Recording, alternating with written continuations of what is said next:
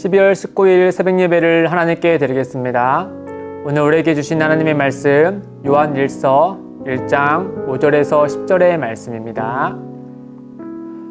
우리가 그에게서 듣고 너희에게 전하는 소식은 이것이니 곧 하나님은 빛이시라 그에게는 어둠이 조금도 없으시다는 것이니라. 만일 우리가 하나님과 사귐이 있다 하고 어둠에 행하면 거짓말을 하고 진리를 행하지 아니함이거니와 그가 빛 가운데 계신 것 같이 우리도 빛 가운데 행하면 우리가 서로 사귐이 있고 그 아들 예수의 피가 우리를 모든 죄에서 깨끗하게 하실 것이요 만일 우리가 죄가 없다고 말하며 스스로 속이고 또 진리가 우리 속에 있지 아니할 것이요 만일 우리가 죄를 자백하며 그는 미쁘시고 의로우사 우리 죄를 사하시며 우리를 모든 불의에서 깨끗하게 하실 것이요 만일 우리가 범죄하지 아니하였다 하면 하나님을 거짓말하는 이로 만드는 것이니 또한 그의 말씀이 우리 속에 있지 아니하니라. 아멘. 사랑하면 닮는다 라는 말을 한 번쯤은 들어보신 적이 있으실 겁니다. 이 닮아서 서로 사랑하는 건지 정말 아니면 사랑해서 닮아가는 것인지 사람마다 각각의 경우가 다르겠죠. 되게 사랑하면 닮는다 라는 이유를 생각해 보면은 아마도 가장 많이 공감하는 것 중에 하나가 이 많은 시간과 또 추억들을 같이 공유하기 때문이다 라고 다들 인정하실 겁니다. 물론 우리가 시간과 공간만을 공유한다고 해서 저절로 닮아가는 건 아니겠죠. 그 시간과 같은 공간 안에서 상대에게 집중하고 또 상대가 좋아하는 것, 싫어하는 것, 또 기뻐하는 것, 슬퍼하는 것들을 하나하나씩 알아가면서 나 또한 그 사람에게 맞추고 그 사람도 나에게 맞춰가면서 서로 간에 이렇게 비슷해지고 닮아가는 거겠죠. 그러다 보니까 사랑하면 닮는다 이런 얘기가 있는 것 같습니다. 오늘 말씀에 보면은 요한은 사귐에 대해서 이야기합니다. 예수 그리스도를 믿는 구원받은 성도와 하나님과 같이 이렇게 사귀는 것, 그 교제에 관련해 가지고 우리에게 말씀을 전해주고 있는데 먼저 사도 요한은 이 말씀 또 사귐에 대해서 말씀하기에 앞서서 하나의 큰 명제를 우리에게 알려주죠. 5절에 보시면 하나님은 빛이시다 라는 점입니다. 그러니까 그 빛이신 하나님과 교제하는 성도됨이 어떠함인지에 대해서 요한은 우리에게 알려주고자 하는 것입니다. 하나님은 빛이시죠. 그분은 창세기 1장에서 보신 것 같이 빛을 창조하신 분뿐만 아니라 그분 자체가 이 빛의 근원 되시는 분이십니다. 야고보는 하나님 아버지를 빛의 아버지다라고 표현하죠. 1장 17절에 보시면은 야고보서 1장 17절에 온갖 좋은 은사와 온전한 선물이 다 위로부터 빛들의 아버지께로부터 내려오나니 그는 변함도 없으시고 회전하는 그림자도 없으시느니라. 이 온갖 좋은 은사와 온전한 선물이 다 위로부터 내려오는데 바로 빛들의 아버지이신 하나님께로부터 내려온다라고 우리에게 말씀하고 있는 것이죠. 따라서 이 명제를 따라서 가면 하나님은 빛이시기 때문에 그 빛이신 하나님과 같이 교제하는 성도는 당연히 그 하나님과 닮아가기 마련이죠. 그것을 얘기하고자 먼저 요한은 첫 번째로는 이 빛의 신 하나님과 교제하는 사귐이 있는 성도 가운데 이 옳지 않은 하지 말아야 될 것에 대해서 말씀해 주시고 그 다음에 해야 될 것에 대해서 우리에게 말씀해 주고 있습니다. 먼저 하나님과 교제하는 성도라면은 세 가지를 해서는 안 된다라고 말씀해 주고 있는데 6절에 보시면 어둠에 행하는 것, 그리고 8절에 죄가 없다고 말하는 것, 그리고 10절에 범죄하지 아니하였다 하는 이런 말과 이런 행동과 이런 자세를 갖는 것, 이것이 빛 가운데 계신 하나님과 교제하는 성도 안에서 나와서는 안 되는 행동들이다 라고 우리에게 말씀해 주고 있습니다.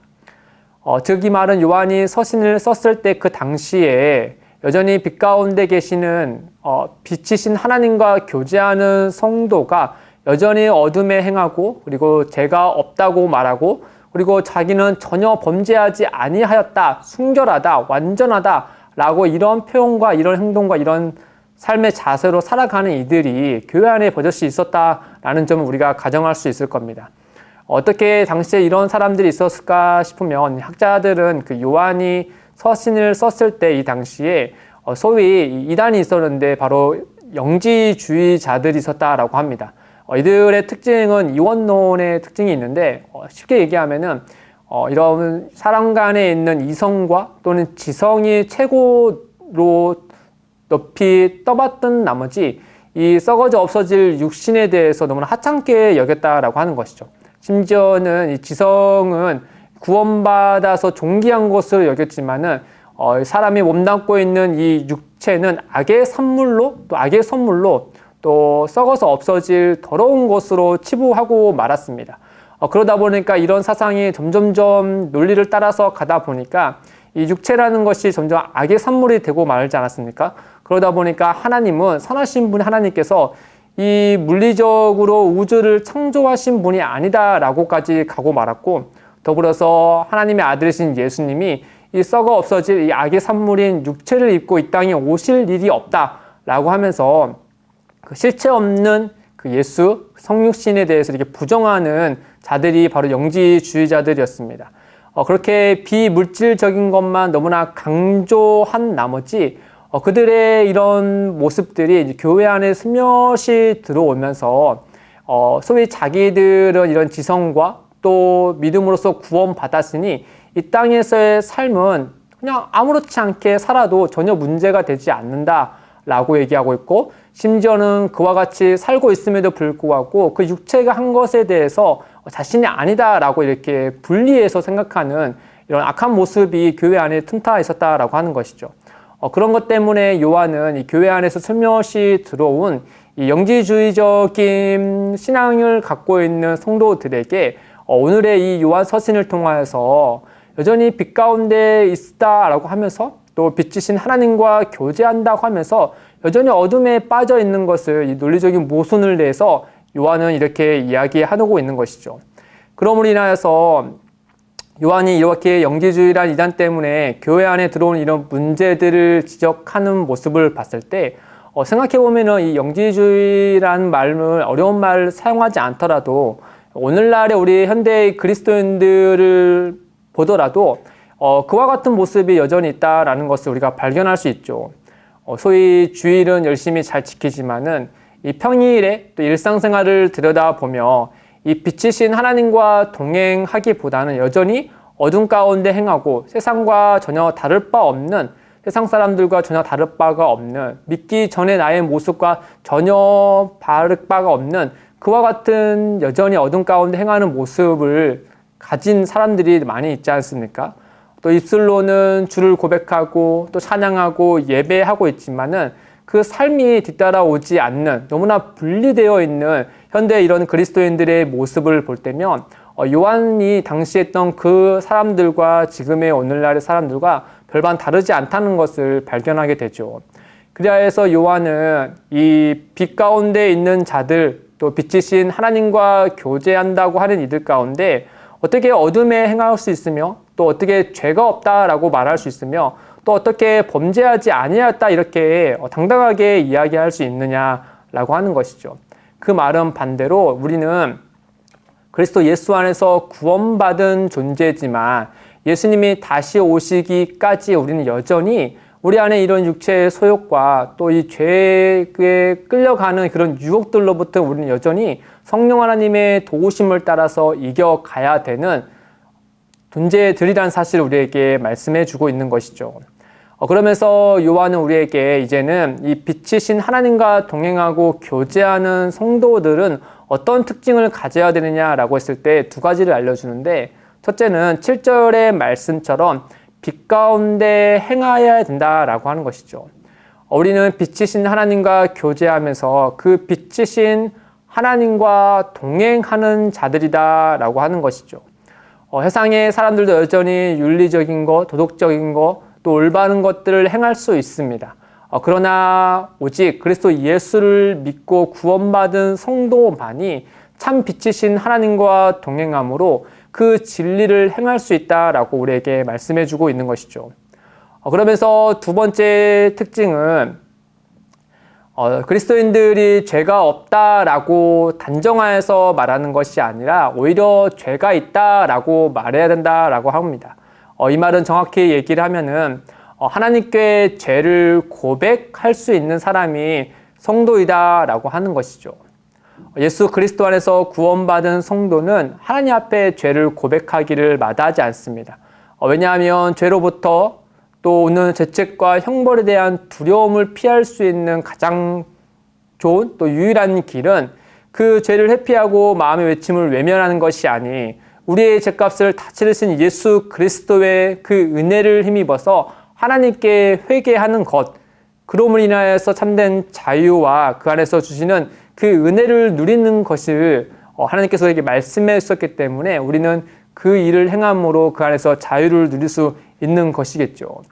그럼으로 인해서 요한은 오늘 말씀 가운데 우리에게 이르기를 오직 하나님만이 참 빛이시고 그 부르심을 받은 우리들은 그 빛 가운데 거하는 자들이다 라는 사실, 그 정체성을 기억함으로 이 땅에서의 삶을 우리 빛 가운데 행하신 것처럼 진리 안에서 살아가야 된다 우리에게 말씀하고 있는 것이죠. 빛이신 하나님 안에 거할 때 하나님은 우리의 마음속 깊은 곳에도 빛을 발하셔서 우리로 하여금 죄를 드러내게 하십니다.